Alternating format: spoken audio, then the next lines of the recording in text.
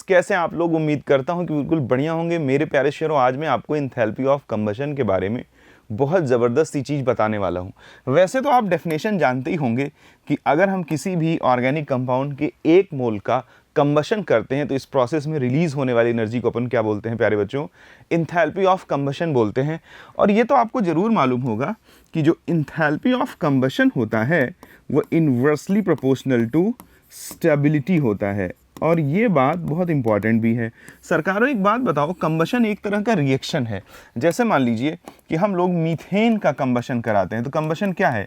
एक तरह से ऑक्सीजन के साथ होने वाला रिएक्शन है प्यारे सरकारों। बैलेंस कर दोगे, यहाँ 2 कर दोगे H2O, और यहाँ पर किससे मल्टीप्लाई कर दोगे? 2 से, तो बैलेंस हो जाएगा। अब ये बताइए कि जो रिएक्टेंट खुद स्टेबल होगा, क्या वो रिएक्शन में पार्टिसिपेट करेगा? कभी नहीं। जो रिएक्टेंट अनस्टेबल होगा वही तो रिएक्शन में पार्टिसिपेट करेगा। इसलिए जितना ज़्यादा रिएक्शन होगा, एनर्जी उतनी ज़्यादा रिलीज होगी प्यारे सरकारों।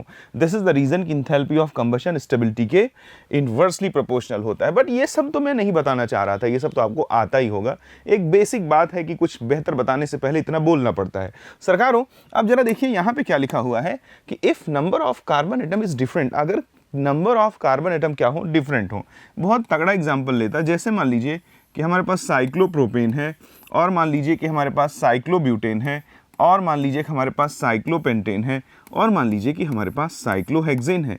अब अगर रिंग के स्टेबिलिटी के ऑर्डर की बात करें तो सरकारों, रिंग के स्टेबिलिटी का ऑर्डर ये होता है 6, 5, और उसके बाद क्या आ जाता है? 7, 4, 3। 2 मत कह देना, 2 कार्बन की कोई रिंग नहीं होती है। तो सरकारों, ये तो आपको पहले इंफॉर्मेशन है, मालूम होना चाहिए कि सबसे ज़्यादा स्टेबल 6 कार्बन की रिंग होती है, फिर 5, फिर 7, फिर 4, फिर 3। कैसे याद रखते हूँ? 6, 5, 4, 3, बीच में 7 डाल देता हूँ, याद रहता है मुझे। सरकारों, यहाँ तो क्लियर कट ये बात है कि जैसे जैसे कार्बन की संख्या बढ़ेगी, यही आप पढ़े भी रहते हैं कि number of carbon atom increase करेगा अगर, तो उसी तरह से इंथैल्पी ऑफ कंबशन की भी वैल्यू क्या होगी?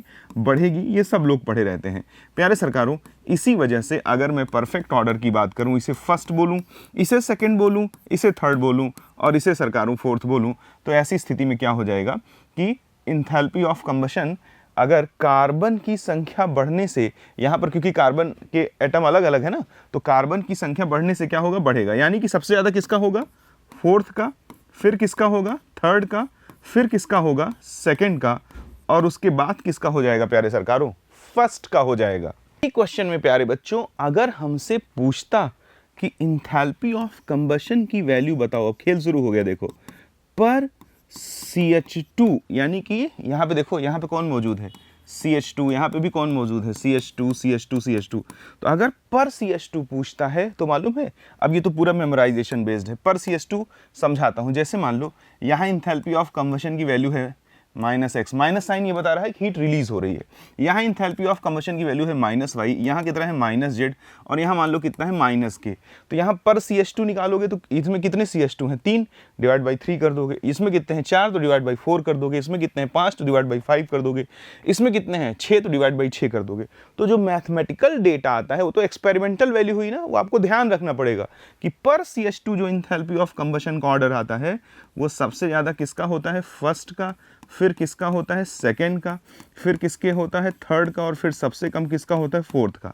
अब दोनों डेटा आप जरा देखिए, अगर हम पर मोल इंथैल्पी ऑफ कंबशन निकालते हैं तो उस केस में सबसे ज़्यादा इसका है, और अगर हम पर CH2 इंथैल्पी ऑफ कंबशन निकालते हैं तो उस केस में सबसे ज़्यादा इसका है। प्यारे सरकारों, थोड़ा और आगे चलते हैं, एक दूसरा एग्जाम्पल लेते हैं। इसमें कहता है if number of carbon atom is same, अगर number of carbon atom same हो जाए। जैसे प्यारे बच्चों, ये मान लीजिए कि हमने क्या ले रखा था? हेक्सेन। ये मान लीजिए हमारा क्या है? पेंटेन, साइक्लो, और ये साइक्लोहेक्सेन है। तो एक मैंने मिथाइल लगा दिया तो इसमें भी कार्बन 6 हो गए। ये देखिए, इसमें मैंने एक इथाइल लगा दिया, और ये इसमें मैंने एक प्रोपाइल लगा दिया। 1, 2, 3, हाँ ठीक है। प्यारे सरकारों, ऐसी स्थिति में जरा देखो, इसमें भी अगर टोटल कार्बन काउंट किए जाएं तो 6 कार्बन है, इसमें भी टोटल कार्बन 6 हैं, इसमें भी टोटल कार्बन जो है हमारे कितने हैं? 6 हैं, और इसमें भी टोटल कार्बन हमारे कितने हैं? 6 हैं। प्यारे बच्चों, अगर नंबर ऑफ कार्बन एटम देखा जाए तो सेम है। पीछे अगर देखा जाए तो नंबर ऑफ कार्बन एटम अलग थे। नंबर ऑफ कार्बन एटम अलग अलग थे, और इसमें अगर देखा जाए तो नंबर ऑफ कार्बन एटम क्या हो गए, सेम।